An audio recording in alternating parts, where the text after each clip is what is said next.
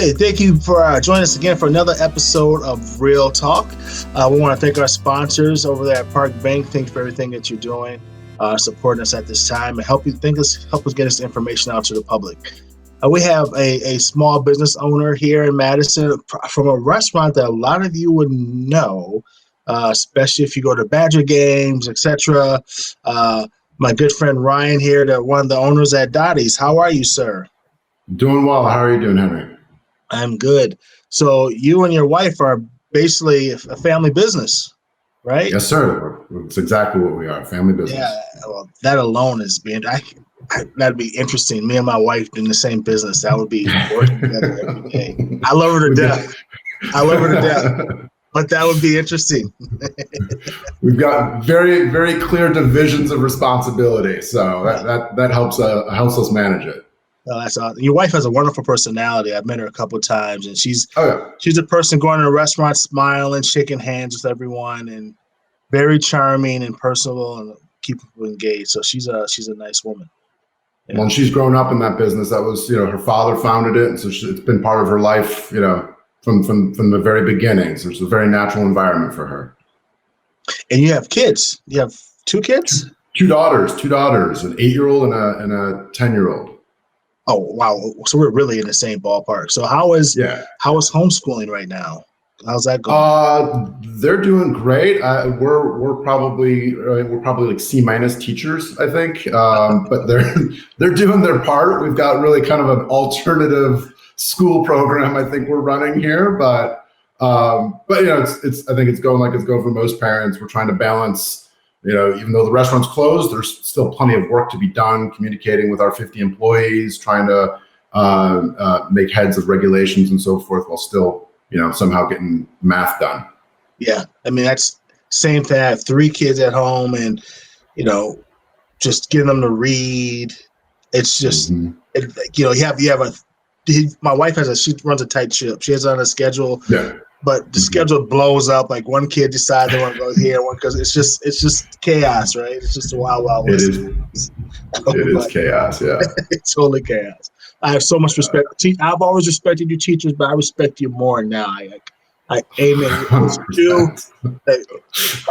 Thank you. So let's go back to you, Ryan. So small business Dotty's is closed. How long you guys been closed? We closed on March 16th. Wow. So we're a month into it now. Month into doors being shut. Did you guys? How many employees did you have? As of that last payroll, we had 52 employees in the payroll. Wow. So all 52 were immediately furloughed. And then we've been working through this process with the SBA PPP and our own closure plans to try and figure out which can bring back and how we can get everybody kind of compensated so that there's not as much disruption to their life. But as of that day, it was 52 people we had to furlough. At that point, we didn't really understand what the future was going to look like. So that was the safest way to kind of make sure everybody had some access to benefit at that point in time. So walk me through this. You find out that you have to close your restaurant. Did you close it, or did you close after Governor Evers said close everything had to shut down? We closed a few days beforehand. We had been watching.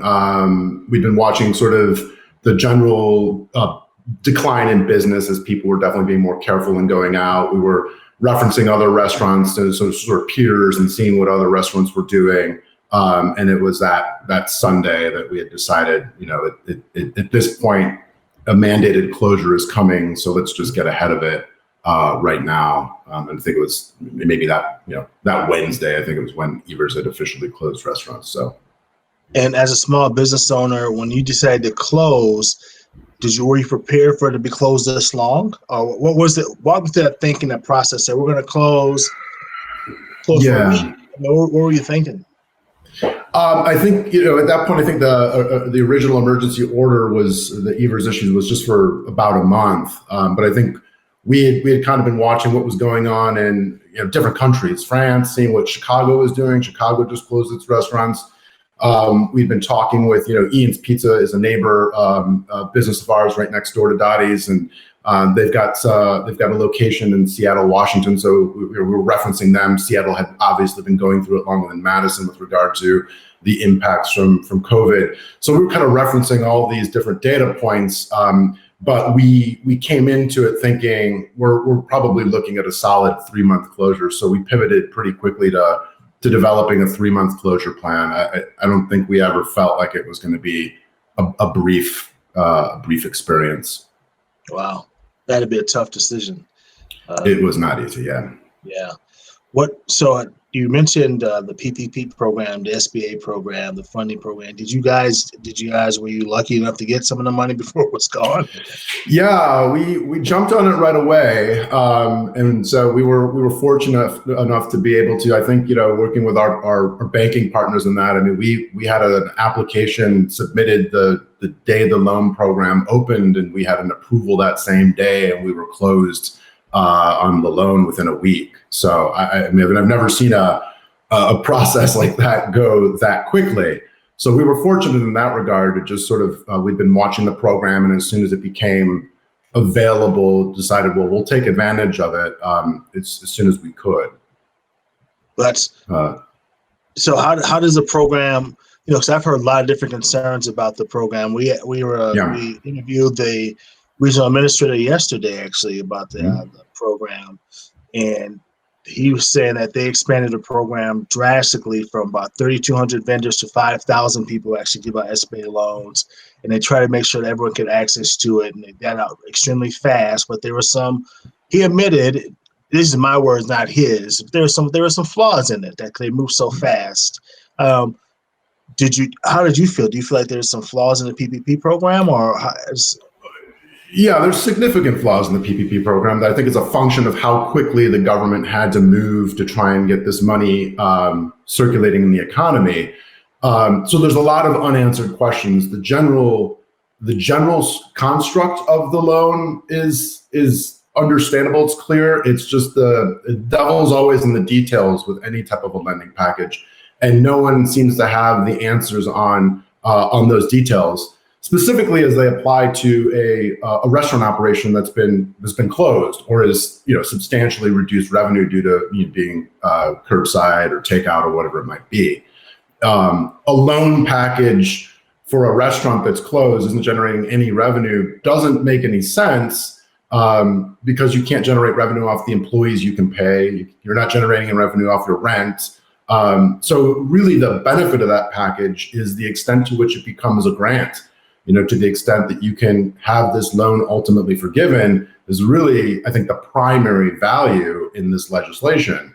But navigating the details of what you need to do in order to ensure that the loan becomes forgivable and not just an incremental burden or debt on your business, that part's been really difficult to get clarification on from any of the entities. And I'm looking at the SBA and the Treasury websites on a daily basis, and the information's really slow in how it's coming out. So it's been a challenge to, even though we were successful in obtaining these funds, it's been a challenge trying to determine, okay, now that we have them, what do we need to do with them in order to remain compliant with the forgiveness aspect, help out our employees, and kind of pay some bills in the meantime.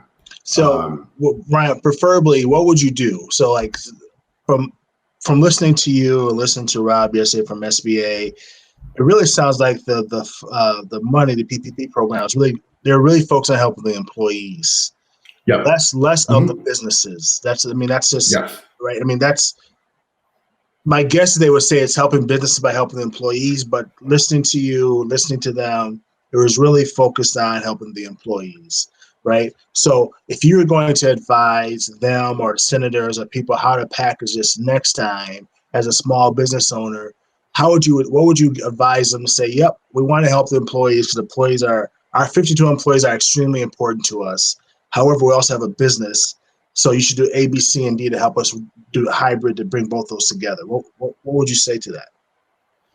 Well, what I would personally say to it is that I would want government to treat small business the way government treats big business when it comes to these types of packages, which is when you look at the banks, when you look at the airlines, it's the government saying, here's a bunch of capital with very few strings attached. Please don't fail. You're important to the economy in some way. We need to keep you around. I want government to say the same thing to small business, which is, we understand the pain you're in.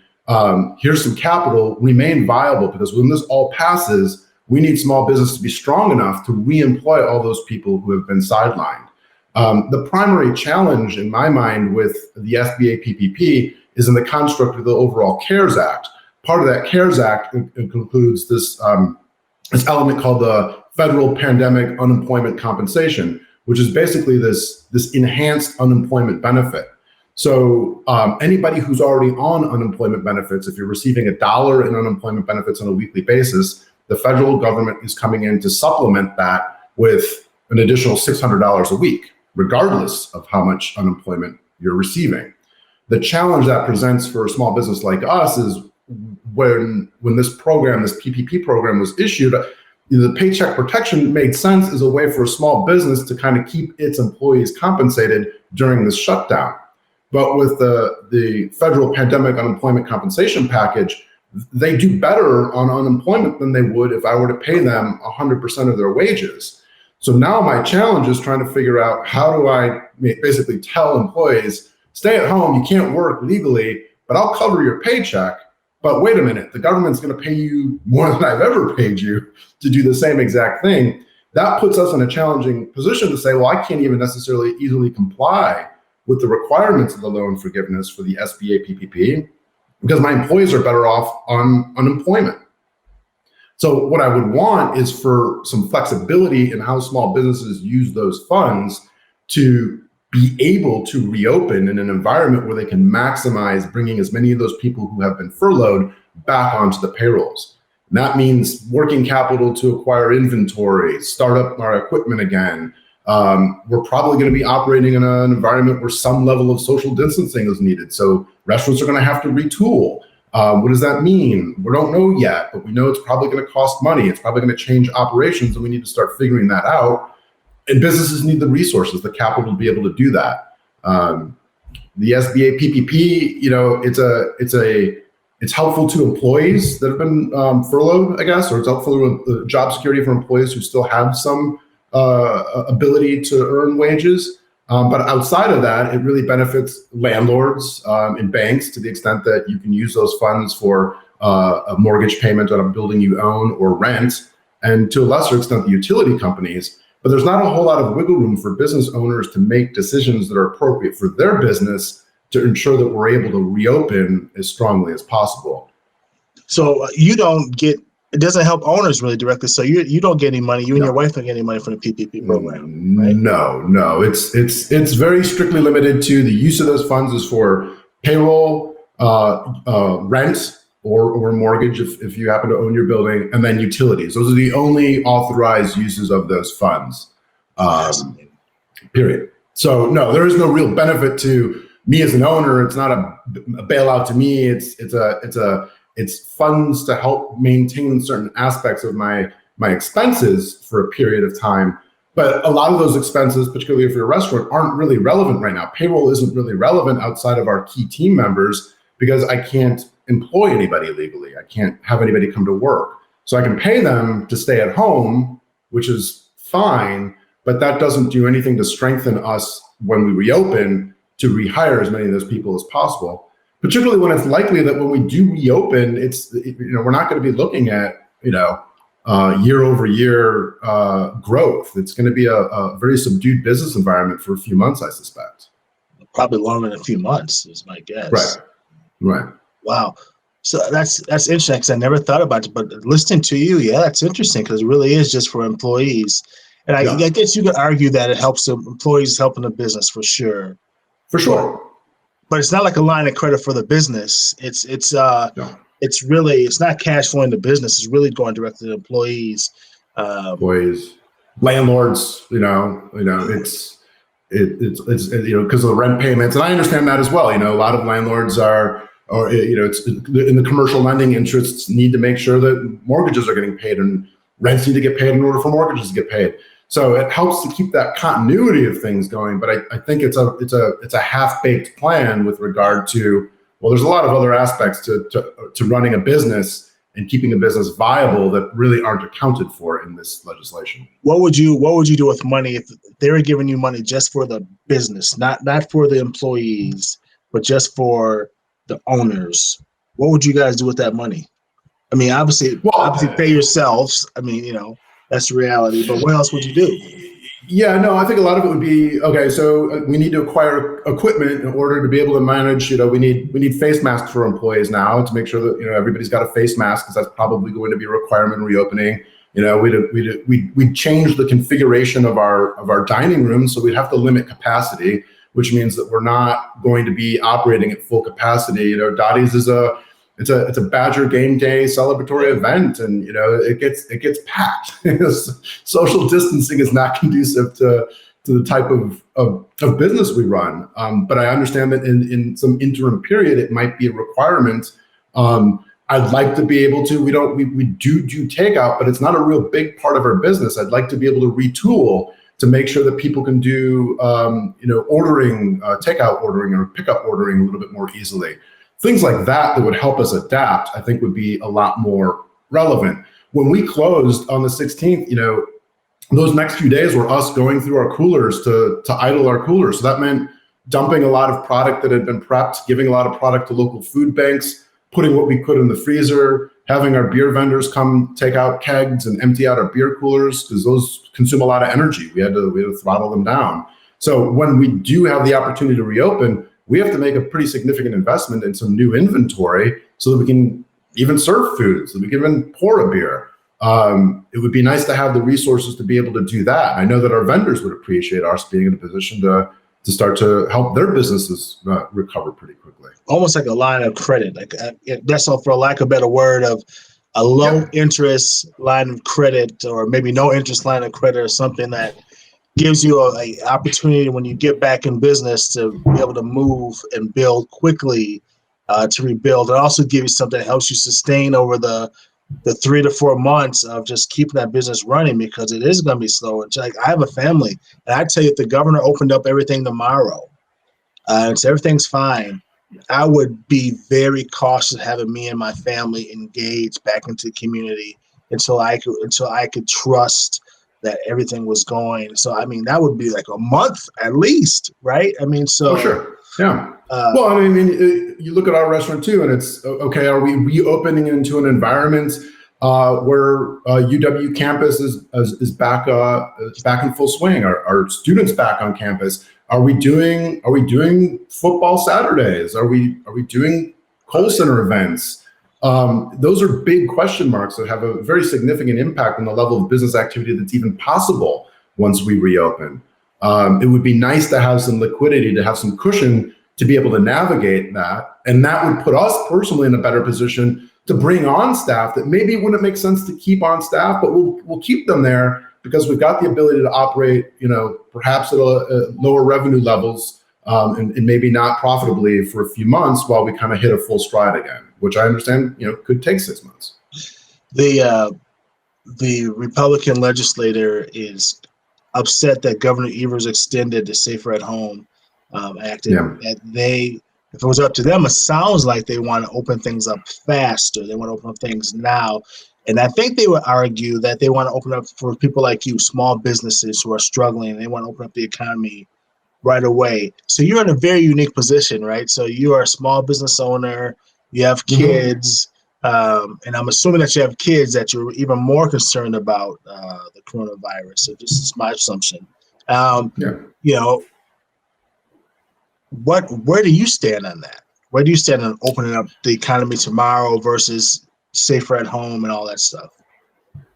The reality of opening the economy tomorrow, it doesn't really resonate with me because, how do you reopen an economy when you've got a lot of parents at home still doing homeschool? They don't have childcare options. So, if you said tomorrow we're back in business, great.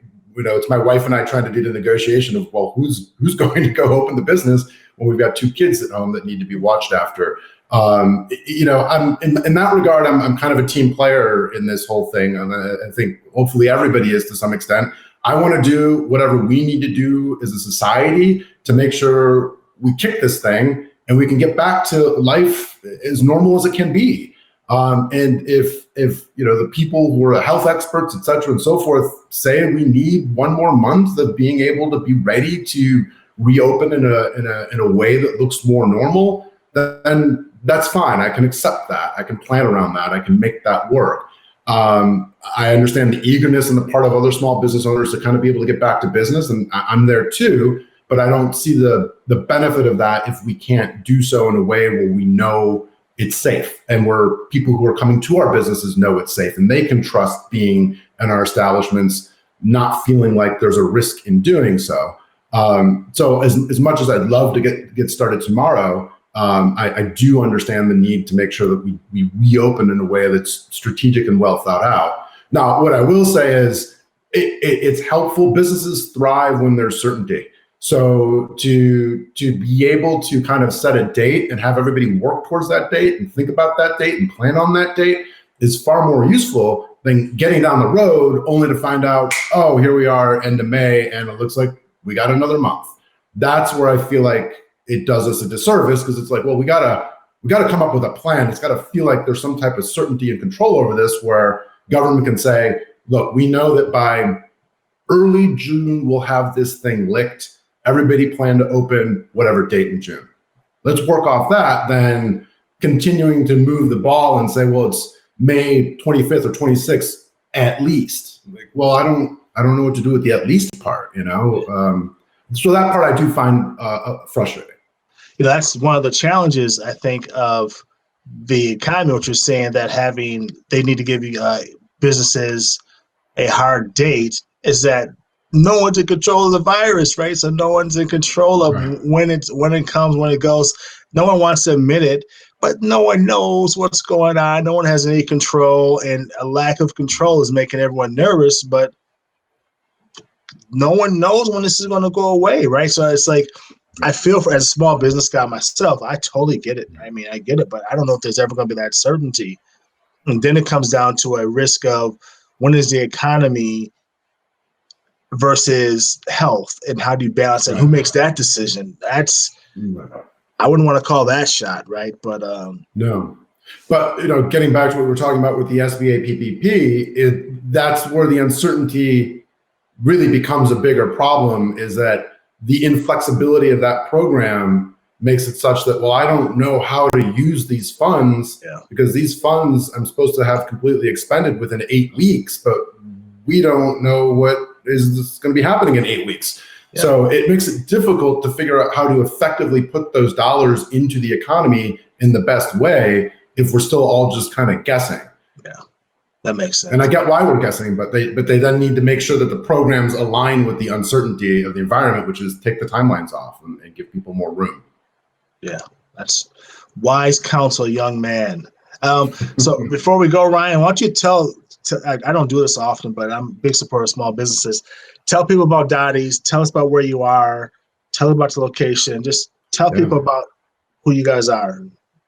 Dotty's is it's a Madison institution. We've been grilling burgers in Madison since 1974. We're at 317 North Francis Street, between State Street and the Cole Center, right next door to Ian's Pizza. We've been a family-run business since day one. We're eager to be back and open when it's safe to do so. Enjoying Badger game days with everybody. Celebrating a Friday with a burger and a beer. We love being in this community. We love being part of the restaurant fabric of Madison. Madison's got a great restaurant scene, great entertainment scene, and we're rooting for all of our friends and peers in this industry to come back stronger than ever and continue to be that lifeblood that makes Madison such a great town to be in. Well, thank you, Ryan, for everything you're doing at Dotty's. If you haven't gone, Dotty's is a great place. If you're not from Madison, I know a lot of people watch you not from Madison. It's the stereotypical Madison culture of downtown Madison. It's a really, really fun place. You should go. And I'm hoping, like, when they let people go back, that you guys do more delivery, because I won't be in restaurants at any place. I'm just paranoid. However, sir, I will be doing delivery. So if you guys deliver, we will be ordering big time. We'll make it work. I'm joking, man. I'll show up for you, brother, you and your wife. I love what you guys are doing. Thanks again for another episode of Real Talk. We'll see you next time.